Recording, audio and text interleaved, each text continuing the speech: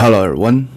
Today's poem is 破阵子40年来家国 by 李渔.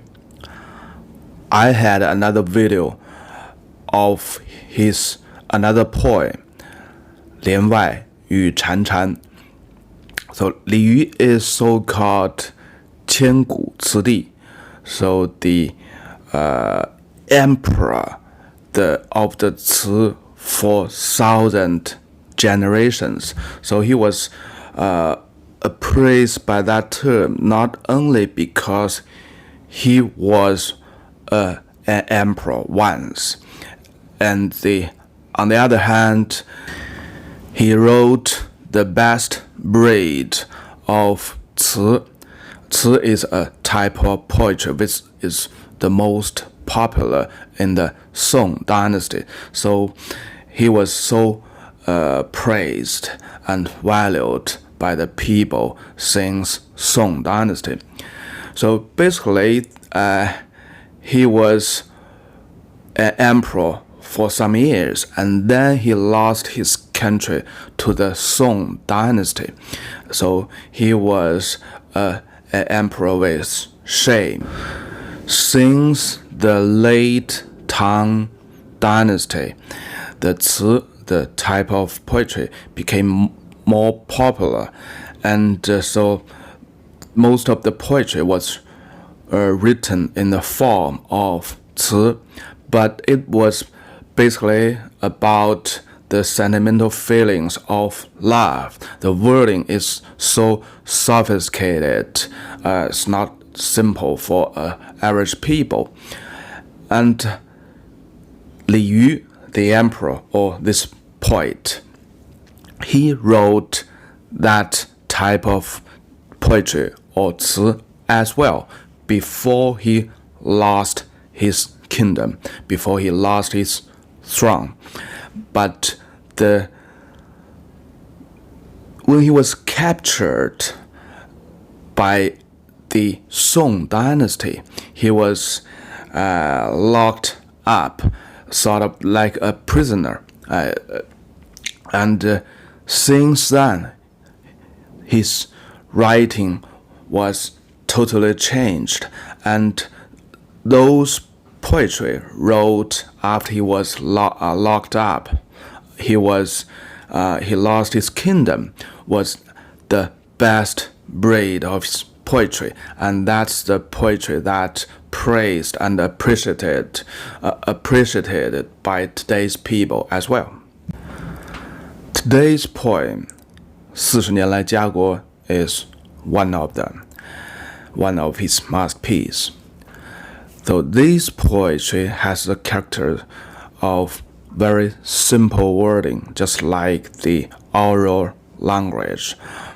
But when you read it again, every character was extremely selected, fine, refined, and also you can feel the so profound feeling beneath, because he was once as a king. He overlooked everything under him in his country, the people, the land, and the fate.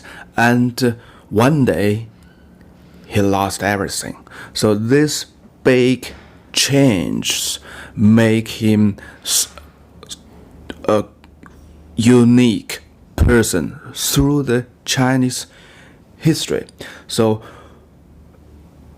in Chinese, we have a idiom like 国家不幸诗家幸. So it's unfortunate for the country, but that's the most likeness for a poet. So basically, this wording is 100% complies to this poet, Li Yu, to this emperor. He had everything once and he lost everything. And let's see. 破阵子李渔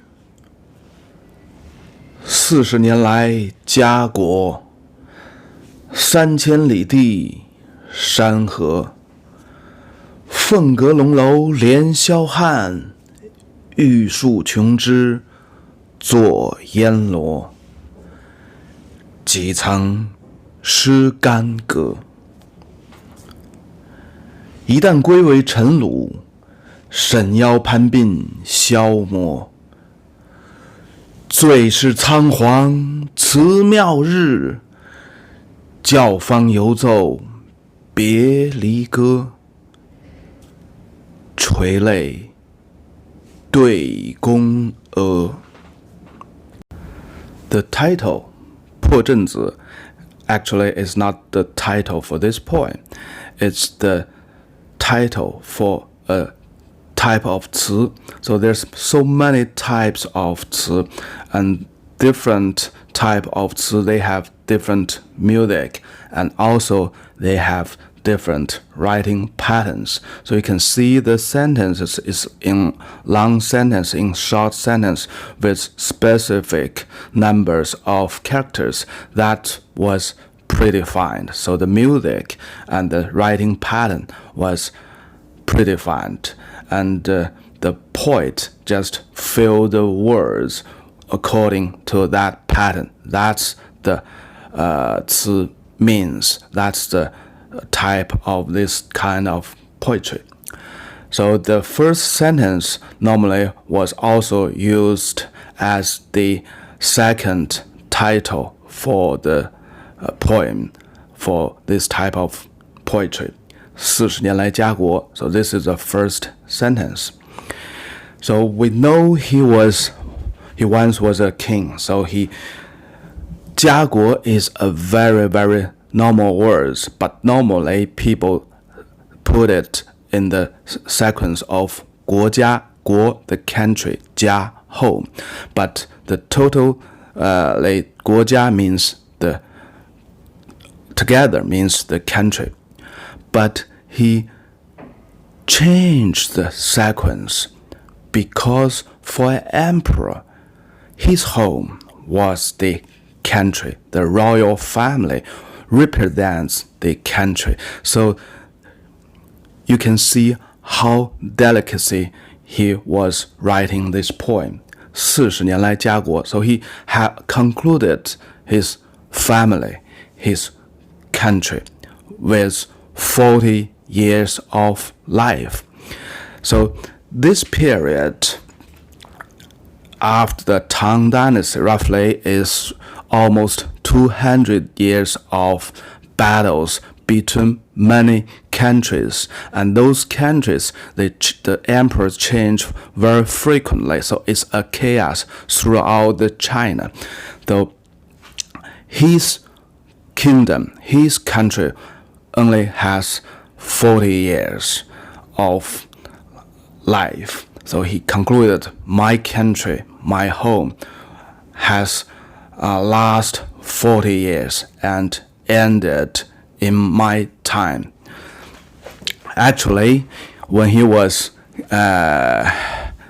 locked up or captured by the Song dynasty, 3 years later he was killed by the emperor of the Song dynasty. So he know his fate.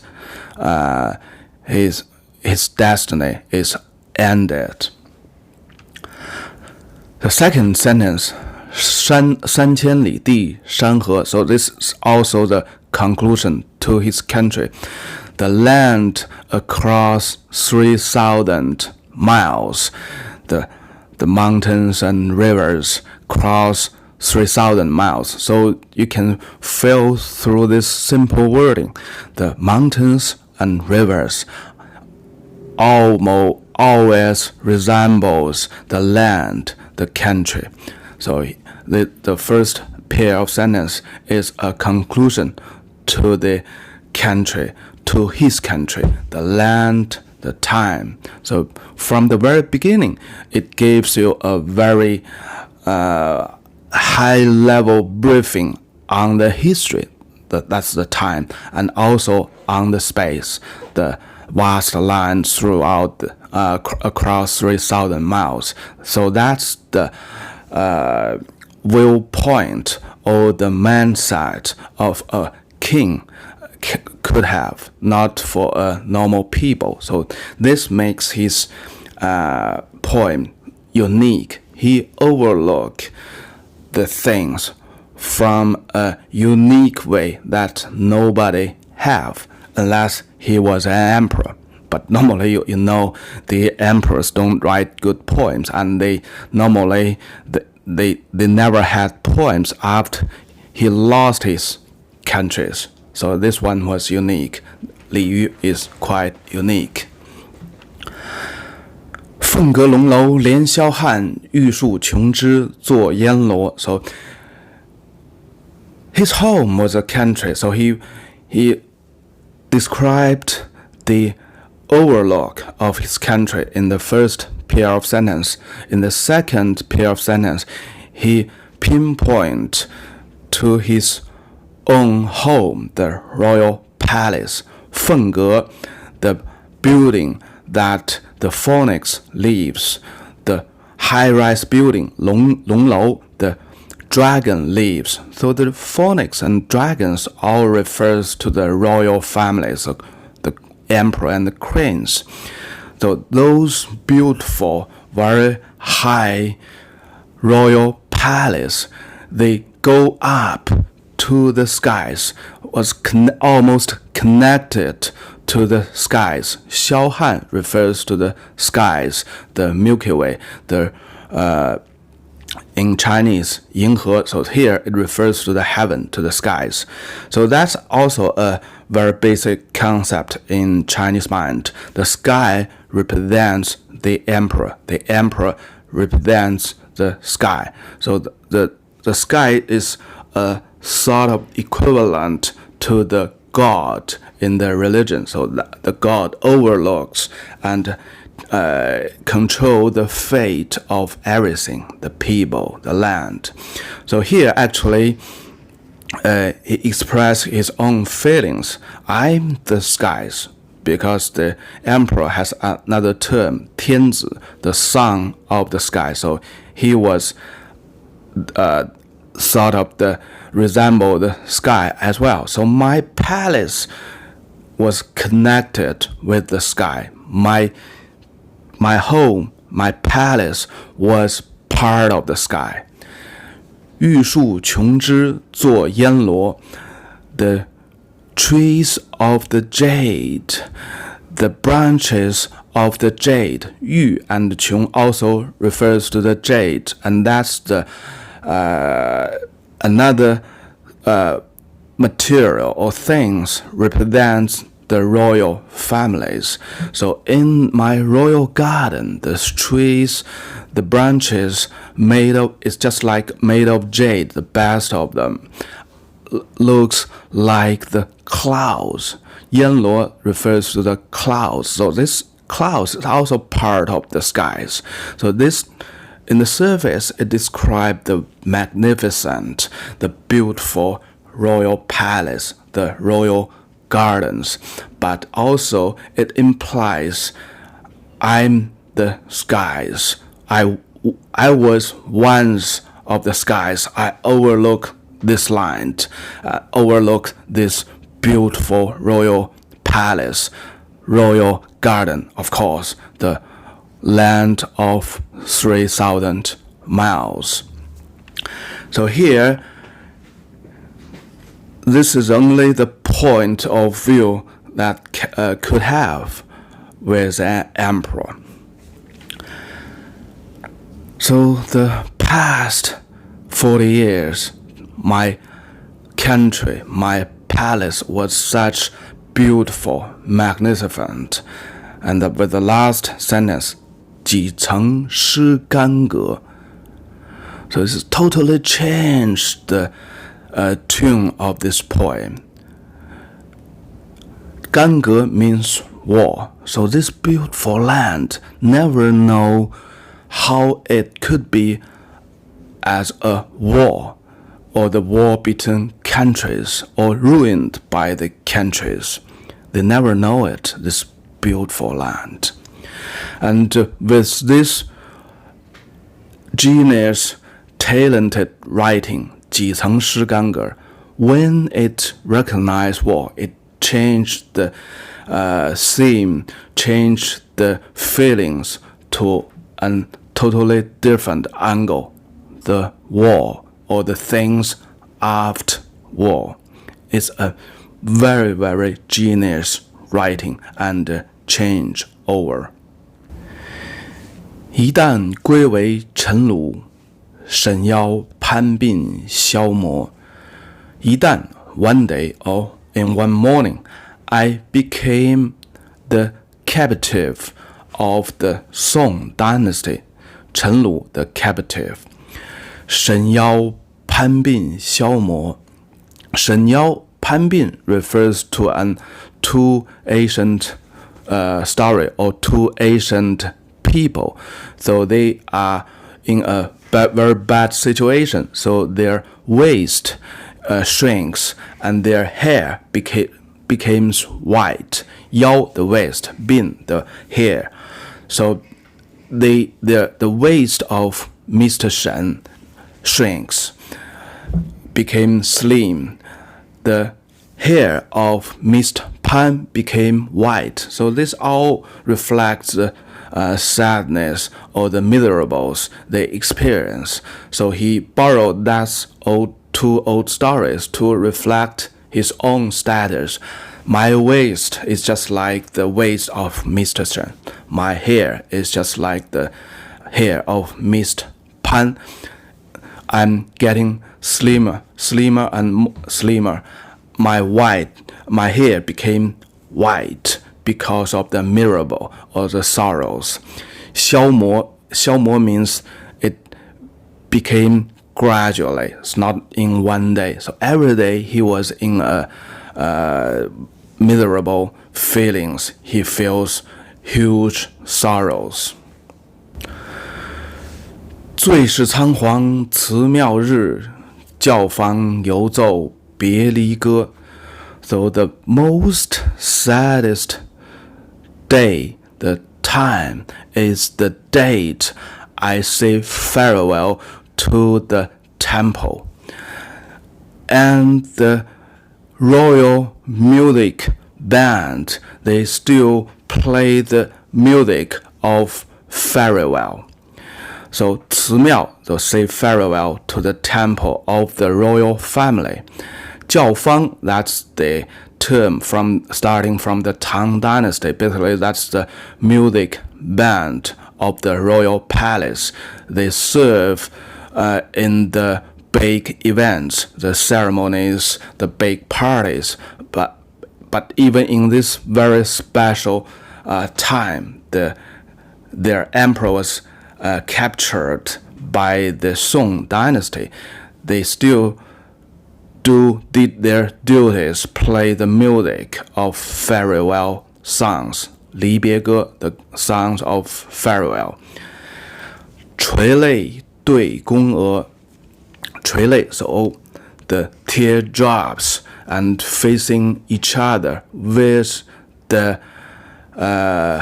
servants, the royal servants, basically the girls.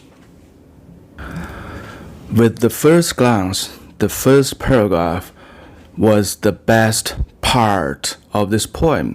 It uses several sentences to describe the changeover of a country or the fate of a country and the fate of an emperor, the beautiful country, the magnificent royal palace. Just one day, the war came over and everything changed. The emperor was not an emperor anymore. The country was not a country anymore. Everything changed. And the wording is so magnificent. The second paragraph looks less impressive, express the feelings, the sad feelings of his own.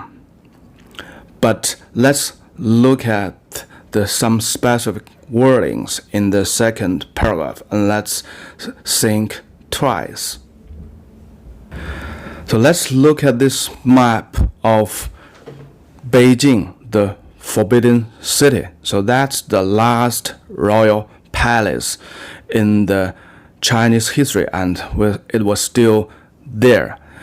So in the east part of the Forbidden City, there was a big temple. So that's the temple referred in this poem, 慈庙日. So he was say farewell to that temple. So the temple was so called 太庙. So in this temple, all the ancestors of this royal family was sacrificed, was praised in this temple. So it's all the ancestors of these royal families, and that represents the throne or the country or the royal families. So he was saying farewell to his ancestors, which means he totally disappointed his ancestors, and also he lost his thrones. There was also an example in the Qing dynasty in this temple of Forbidden City in Beijing. One of the emperor, he lost the war with the English people in 1840s. So the Hong Kong was lost to the British people, and before he died, he made the order that his memorial tablet would not be placed in that temple because he lost some land of his country, and he was totally a failure to his ancestors. So you can see how significant this temple it was. For this poet, this king, he lost his whole country. He can never sacrifice or pray to his ancestors in that temple. That's the biggest guilty for an emperor in the ancient China. So you can feel how guilty he was and how sorrow he was. With such, when we see the following sentence, the music, the royal band still play the music. So normally the music is for a happy event. So that music makes the huge contrast to his sorrows when he say farewell to the royal temple, and the tears is far not enough to express his sorrows and sadness. And also the tears could also be another contrast. The royal servant, the girls in the palace, they also have tears, but they have different tears. The royal servant, the girls in the palace, their tears is just about saying farewell to their emperors. But for the poet, for this king, Li Yu, his tears a little bit in the surface, a little bit to his palace, to those servants. But basically, through the previous sentence, we know his tears is for his ancestors, for his countries, for his own fate. The temple, or the 太庙 in the Forbidden City, actually it was created in the Zhou dynasty 3,000 years ago from now. So since that time, since 3,000 years ago, it became the most critical part for a royal kingdom, for an empire, and that was ended in the 1911 in the modern China. So that's basically the ancient China ended.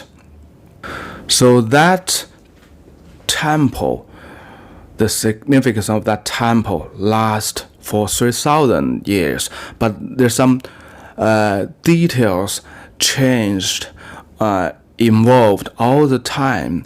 In the Zhou dynasty, they have the rules that the previous two dynasty, they can have their temples then in their small kingdoms. So the Zhou dynasty, actually, they defeated the previous dynasty. They built their own Zhou dynasty, but they still allocated a piece of land to the previous dynasty, the royal families of the previous dynasty, and let them have their own temple to serve their own ancestors. But roughly 2,000 years later, since the Zhou dynasty, when this poet or this previous emperor wrote this poem, he knows it might not be the situation, because he was captured by the Song dynasty, and they even don't allow him or don't give him a piece of land to make his own small state. So he still could have a temple to serve his ancestors in that land. And since from this poem, we can feel that he's quite sure, or he's very clear about his fate, or the fate of his ancestors, of this royal family. The peoples by this name, in this royal blood, will ended after him. So you can feel how sadness, the sorrow he got. And this makes his poetry the only unique poetry in Chinese history. Okay, that's for today. Bye-bye.